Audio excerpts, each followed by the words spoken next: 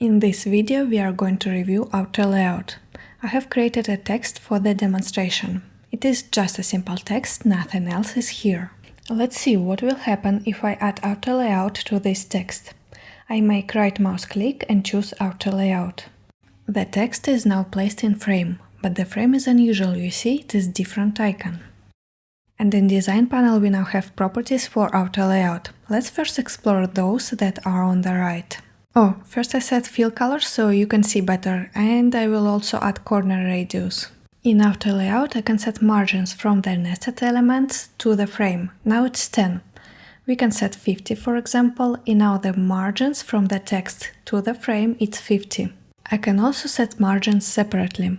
For example, set 20 at the top and 20 at the bottom, and leave 50 from the sides. Now, if I change the text in outer layout, the frame will also change its size. But what those left options mean? Let's try to change it. Nothing is changed. I align my element to the center and make few copies. Now I select the copies and add them to the new outer layout. I will also change the text so you can see better what is happening. When I set the outer layout, the margin between elements became even. We can see the margin here, and we can also change it. I can also change how the elements are stacked inside the frame, vertically or horizontally. I can set the margins to this layout also. Let's make it 10.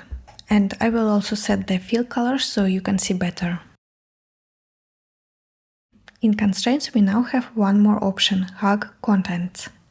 It means that the size of the selected element will be set automatically accordingly to the elements inside it and also to the margins that we have just set. You can see that width and height are now grayed out, which means that they will be set automatically. But what if I want to change the size of the outer layout manually and have inside the elements changing the size automatically? To do this, I have to choose inside elements and change hug contents to fill container. I've set height to fill container, and now when I change the main outer layout, the inside elements are changing their size automatically. Also notice that the constraints of the main outer layout is changed from hug contents to the top, because now I'm changing it manually. The size of the inside elements is changed, but the text is remained the same. What should we do to make it always centered? Let's see. If I choose text, now I don't have the constraints that I was setting previously. I cannot center it like I did with the button. It happens because this element is now in outer layout. But now I can click on this button and set how the elements are distributed inside the outer layout. I can make it centered. And then the text will move to the center. The elements inside the outer layout can be switched. For example, I'll choose one element and drag it to the left or to the right. It will change its place automatically. But what will happen if I add a new element to the outer layout? Let's see. I'll create a line, a divider. I choose a leaf for line and will draw it right in outer layout. The line is now in outer layout grid, and the margins of 20 pixels that we have set are now from the left and from the right of the line. And what happens if the line is smaller? When it's smaller, it's now aligned to the top, but what if I want it to be aligned at the center?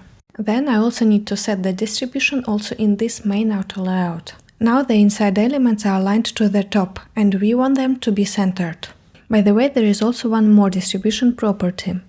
We can choose if the margins are set manually, so the elements are packed, or the space between elements is set automatically, based on the size of outer layout. When I've chosen space between, it seems like nothing has happened, but let's try to resize our outer layout. Now the margin between elements is set automatically. Here we now have auto instead of 20. To understand better how it works, try to play yourself with outer layout and constraints.